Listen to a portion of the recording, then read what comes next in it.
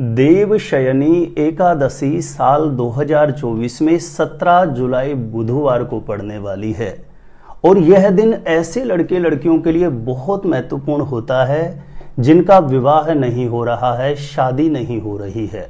किसी भी लड़का या लड़की की शादी विवाह के योग्य उम्र हो गई है, बार बार प्रयास करने के बाद भी कहीं पर भी बात नहीं बन रही हो, शादी की उम्र निकलती जा रही है, बच्चों की शादी विवाह को लेकर के माता पिता बहुत ज्यादा चिंतित हैं, परेशान हैं, तो ऐसे में जरूर ध्यान रखिए 17 जुलाई देवशयनी एकादशी बुधवार का दिन।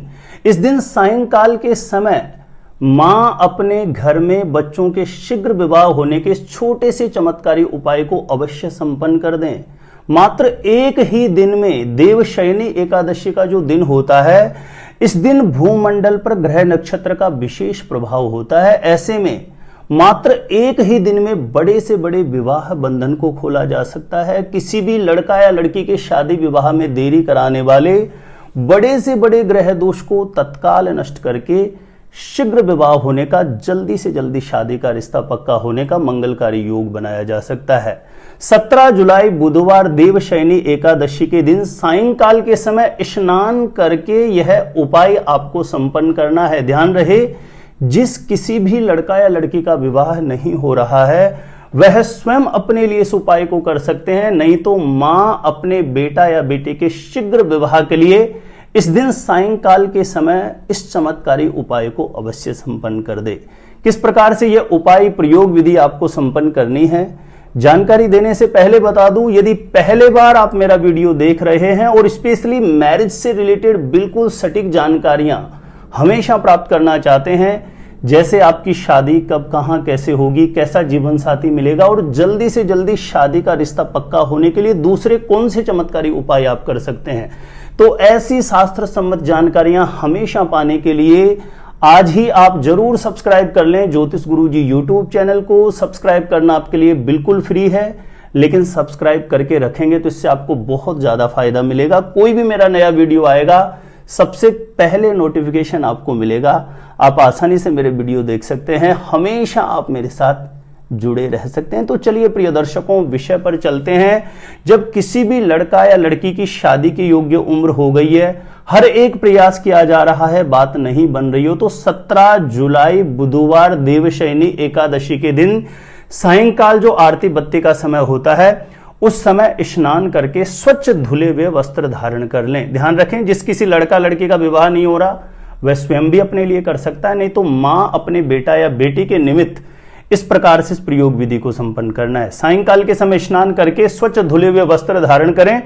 उसके पश्चात घर के पूजा स्थान में एक घी का दीप प्रज्वलित करके जो भी मंदिर में विराजित देवी देवता हैं उनके चरणों में अपनी मनोकामना सिद्धि के लिए प्रार्थना करें, अपने बेटा या बेटी के शीघ्र विवाह के लिए प्रार्थना करें। उसके बाद यह विशेष प्रयोग आपका प्रारंभ होता है।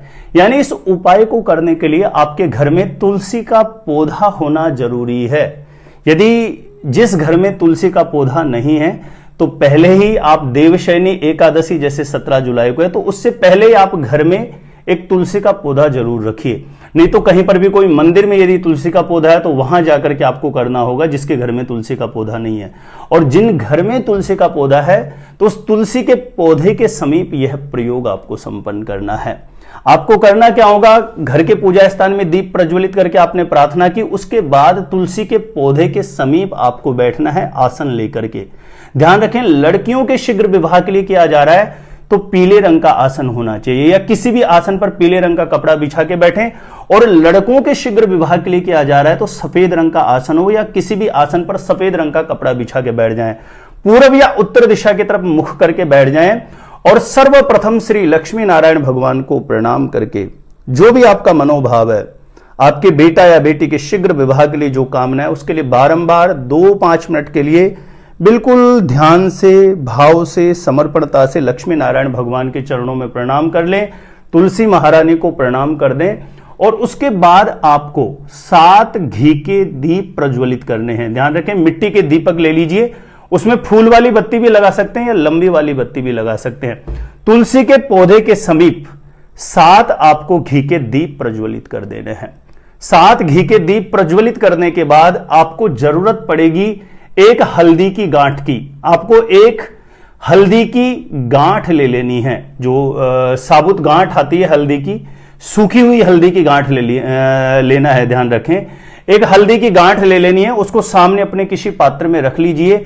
सर्वप्रथम उसके ऊपर आपको गंगा जल से छींटा मार देना है। गंगा जल हो तो बहुत अच्छा है, नहीं तो आप जल अवेलेबल है तो उससे आप छींटा मार दीजिए। जल का छींटा मारने के बाद श्री लक्ष्मी नारायण भगवान से कामना करें कि हे लक्ष्मी नारायण भगवान, मेरे बेटा या बेटी की कुंडली में पितृ दोष की वजह से, नजर दोष की वजह से, ग्रह दोष की वजह से किसी भी प्रकार से कोई बाधा है तो उसका निवारण करना और शीघ्र विवाह होने का योग बन जाए, ऐसी प्रार्थना कर लेना लक्ष्मी नारायण भगवान के चरणों में, तुलसी महारानी के चरणों में। उसके बाद वो हल्दी की गांठ आपको अपने हाथ में लेकर के उस पर पीले चंदन से एक तिलक लगाना है। पीले चंदन से एक तिलक लगा करके प्रार्थना करें कि हे तुलसी महारानी, हे लक्ष्मी नारायण भगवान, मेरे बेटा या बेटी की कुंडली में पितृ दोष की वजह से यदि विवाह बाधा है तो इस दोष से इसे मुक्त करना, शीघ्र विवाह का योग बना देना। आप अपने लिए कर रहे हैं तो लड़का लड़की स्वयं कर रहे हैं तो अपने लिए प्रार्थना करें। फिर आपको पीले चंदन का दूसरा तिलक हल्दी की गांठ पे दूसरी जगह कहीं लगाना है, ठीक है ना, अलग अलग जगह लगाना है। हल्दी की गांठ पर आपको पीले चंदन का दूसरा तिलक लगाते हुए प्रार्थना करनी है कि हे लक्ष्मी नारायण भगवान, मेरे बेटा या बेटी की कुंडली में किसी भी प्रकार का नजर दोष यदि बनता है नजर दोष, पितृ दोष और ग्रह दोष, ऐसे आपको 3 तिलक लगा देने हैं उसके ऊपर। पहला तिलक लगाते हुए प्रार्थना करना है कि नजर दोष से संबंधित कोई बाधा है तो उसका निवारण हो। दूसरा तिलक लगाते हुए प्रार्थना करना है कि पितृ दोष से संबंधित किसी भी प्रकार की कोई बाधा है उसका निवारण हो। और तीसरा तिलक लगाते हुए प्रार्थना करें कि हे लक्ष्मी नारायण भगवान, तुलसी महारानी, मेरे बेटा या बेटी की कुंडली में किसी भी प्रकार के ग्रह दोष की वजह से यदि विवाह बाधा बनी हुई है तो इस बंधन से इसे मुक्त करें और शीघ्र विवाह होने का आशीर्वाद प्रदान करें।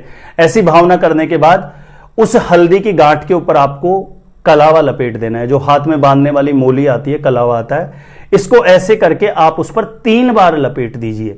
3 बार लपेटने के बाद आप इस हल्दी की गांठ को अपने उल्टे हाथ में ले लीजिए, यानी लेफ्ट हैंड में ले लेनी है आपको और ऐसे मुट्ठी बंद कर लेनी है हल्दी की गांठ को लेकर के।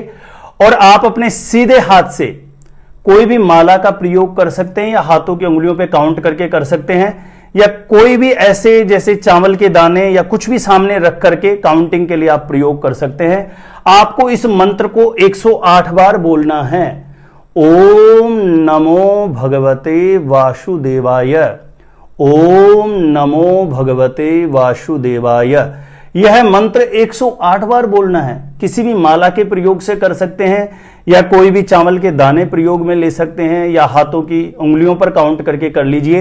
108 बार ओम नमो भगवते वासुदेवाय यह मंत्र बोलने के बाद ये जो हल्दी की गांठ है इसको आप अपने सीधे हाथ में ले लीजिए और सीधे हाथ में लेकर के तुलसी महारानी को प्रणाम करें कि हे तुलसी महारानी, मेरी कुंडली में किसी भी प्रकार का विवाह बंधन है उसको खोलना। मेरे बेटा या बेटी की कुंडली में किसी भी प्रकार का विवाह बंधन है उसको खोलना।